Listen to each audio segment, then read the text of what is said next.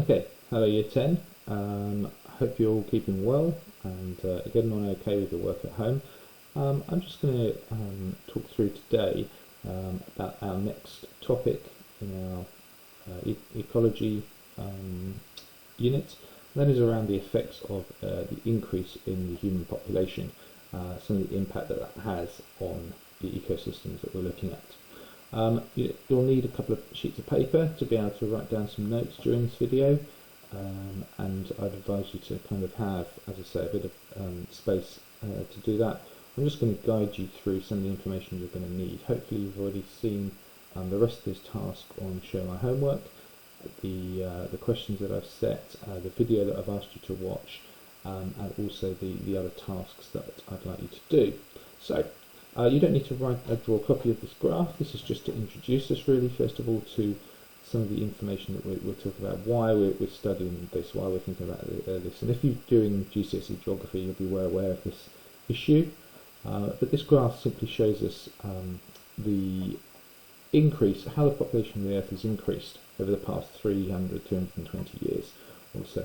And you can see, obviously, there's been a very gradual increase in the population over from the 1700s onwards, until we reached about 1960, when we had a sudden increase. A little bit before that, as we hit the Industrial Revolution, you can see there was began to be an increase in population. It wasn't really until around here, around the mid 20th century, that we've got a sudden burst in population increase, and that was due obviously to a number of different things that we are going to talk through. Where we are at the moment, around just over 7.5 billion people, and you can see how rapidly we're increasing those numbers at the moment, expecting to peak at 9 billion in about 25 years time. Okay, so let's look now at just to talk about that graph a little bit more. Okay, so one thing we can discuss about it is that this graph is what we call exponentially growing. So population is exponentially growing. Now what does that mean? You will have seen some exponential graphs recently around the coronavirus. You might have seen a lot of graphs that look a little similar to this, but what do we mean by exponential growth? What that actually means is that the larger the population, the faster it grows. Okay? So the larger the rate of infection, the faster it grows. The larger the population, the faster it grows. The more people there are, the quicker that increase comes about. And that would be because of, obviously, the more people there are, the more frequently babies are being born, the more that increase is coming about. Now, why does that increase happen? Okay?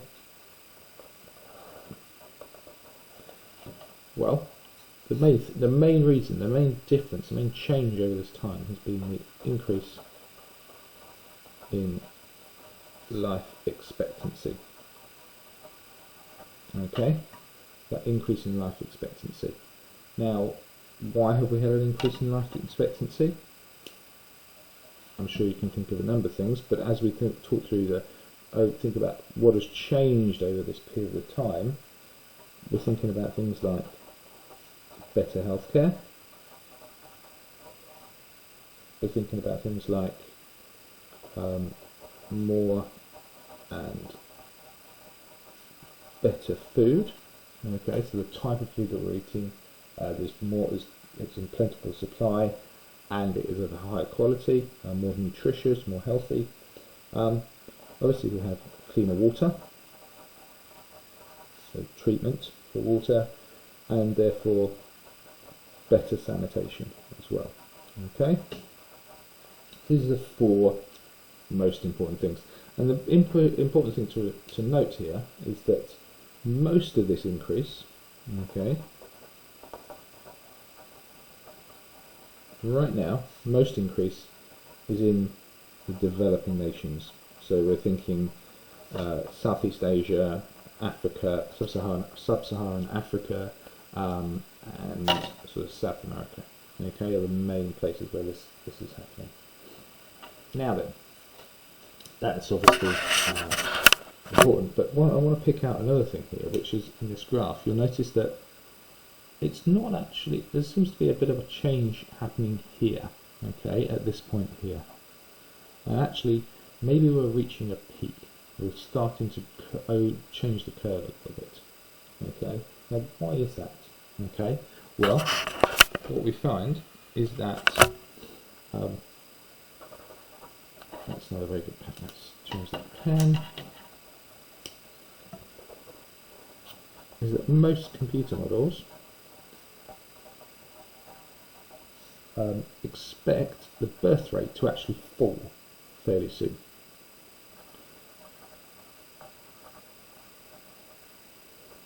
Okay, so at the moment our birth rate is incredibly high, and obviously the birth rate is a lot higher than the death rate, and therefore our population increases.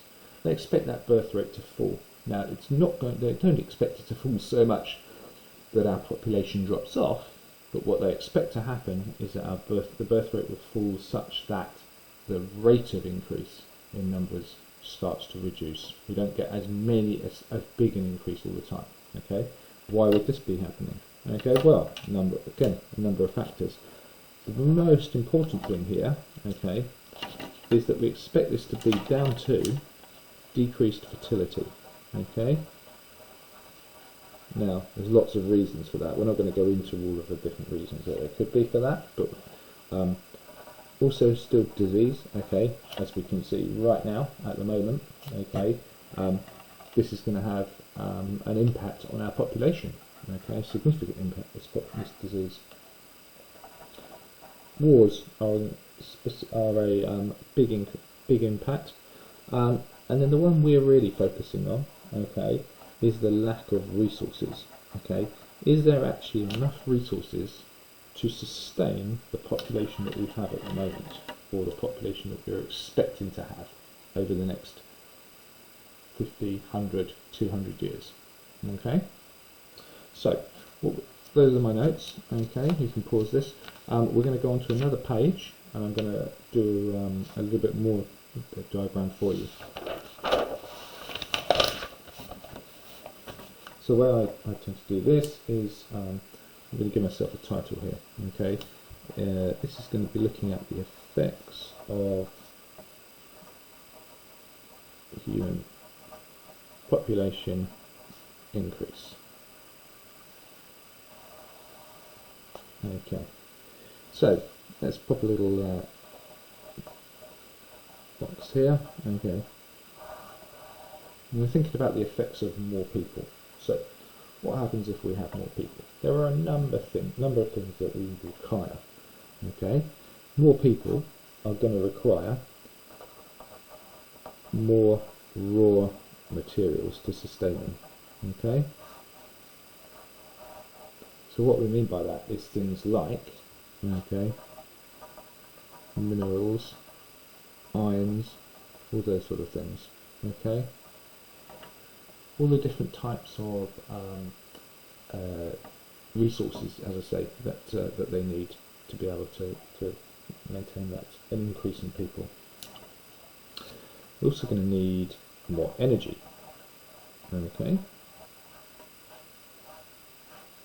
Now, at the moment, how do we do that?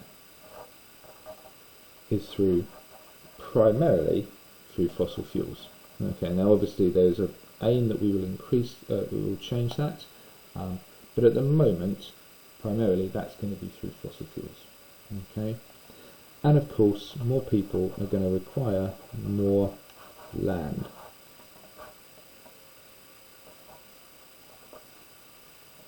Now more land is going to be needed for all sorts of things: buildings, to live, to work, farms, to grow the crops and grow the meats that they need, things like quarries in order to mine the things that they're going to need, and dumps for all of the rubbish that we create. Okay? Now then, those are all the things we need, but equally we are going to produce stuff. Okay? And more people are going to produce more waste and more pollution. Okay? And with that, okay, that comes in a number of different forms. Obviously, a lot of sewage, okay, which got to be treated. Things like fertilizer, things like toxic waste from factories and that sort of thing. Okay, we're going to produce a lot of gases. So, thinking like things like carbon dioxide, sulfur dioxide, carbon monoxide, smoke, all of those sort of things that we will produce. And then, in order to be able to grow more food, we're going to have an increased use of pesticides, okay, which we know have an effect on the environment. So all these things here are the results of all these things here, and all these things here are what has the effect, the impact, okay, on our environment. And we're going to be looking at those in the next lesson when we talk through some of the impacts of pollution, okay?